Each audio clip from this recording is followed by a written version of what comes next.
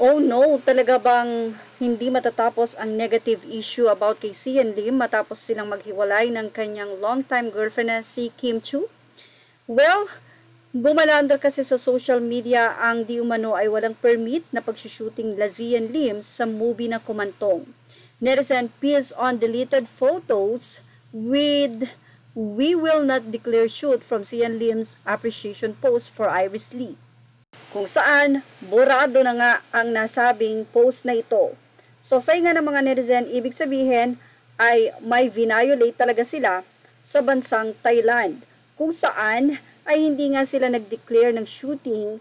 Well, sa pagkakaintindi ko, parang nagpunta sila doon para ang kanilang entry is tourist. Hindi nga nila dineclare na mag-shoot. Siguro dahil pag sinabi mong shooting, pwede kayong ma-hold at meron kayong dapat na gawin or asikasuhin to present para mabigyan kayo ng permit, which is nakita nga ito sa isang post ni Sian Lim, kaya naman nag-viral na naman ito sa social media. Ilang mga netizen ang nag-react dito at say nila kaya daw nagiging mahigpit ang ilang immigration sa mga Pinoy ay dahil nga sa mga ganitong sistema na ginagawa nila.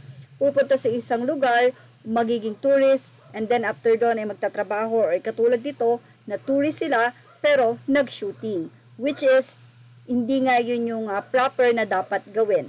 Ano nga ba ang masisay ng mga netizen dito? Check na mayroon silang maia-advise. Say ng mga anonymous commentator, check nyo yung second to the last photo sa IG post na yan. Sa immigration briefing nila, nakalagay "We will not declare shoot," questioning their integrity. I saw that too. Circumventing immigration laws. Nag-shoot pala doon, kunwari tourism purpose. Say ng isa, I believe that's from their first trip when they went to scout locations, and at the second trip, which is when they did the shoot. I'm surely it would been blurred if it wasn't above board. Say naman ng ilang anonymous commentator, that's a big assumption to make without context or full info, since the film is clearly marketed as a Thai-Filipino collab, shot almost entirely in Thailand, and to also be released in Thailand. If they did not get the proper permits, etc., surely they would be sanctioned, don't you think?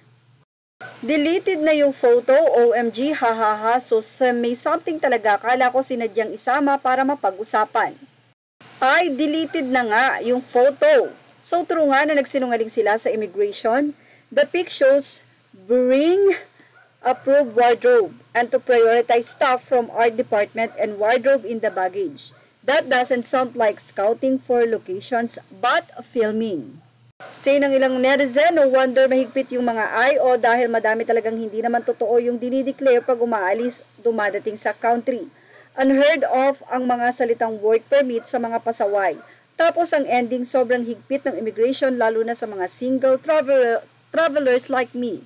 Kairita. Well, ilang mga netizen naman ang narito pa ang sinabi. This is why isa tayo sa hirap mabigyan ng visa sa ibang bansa. Ang daming pasaway gaya nito. Now, baka pati Thailand, tanggalin na din tayo sa visa free. Medyo mukhang OA naman daw ang isip na ito ng isang netizen. Kaya sinang isa, hindi naman ganyan yan at tatanggalan tayo ng visa free access dahil sa maliit na issue na ganyan. Sino ba naman si Sian Lim and Co. para ma-dissolve yung Asian Alliance or at least ma-strain ang Philippines-Thai relations? Malabong mangyari yan. Kung may paglalabag or violation na nangyayari, most likely fines and sanctions sa individuals involved. At say pa ng isa, overreact naman yung comment mo. Gaya ng sabi ni 342, mostly fines or temporary ban yung mga taong involved kapag nahuli sila. Pero yung baguhin ng status about visas, you're acting as if they committed something so unforgivable. Magulat ka na lang how many people in the film industry, mapa-local or international, do something similar to this but manage to keep it under wraps. Say ng isa pang netizen, kaya humihigpit ang mga taga-ibang bansa dahil sa palusot nating mga Pinoy. Tourist pero nag-shoot, no proper working permit. At dahil nga dito, maaari daw masanction or hindi payagang ipalabas sa Thailand ang nasabing movie dahil na rin sa ito ay walang permit ng pag-shoot doon.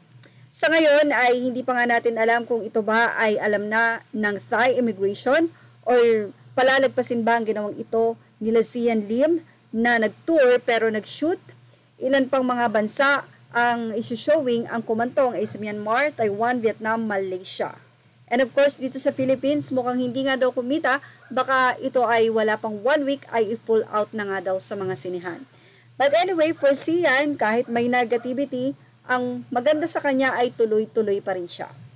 At yan ang ating Showbiz Now update. Images are all credit to the rightful owners. Thank you for watching Showbiz Now.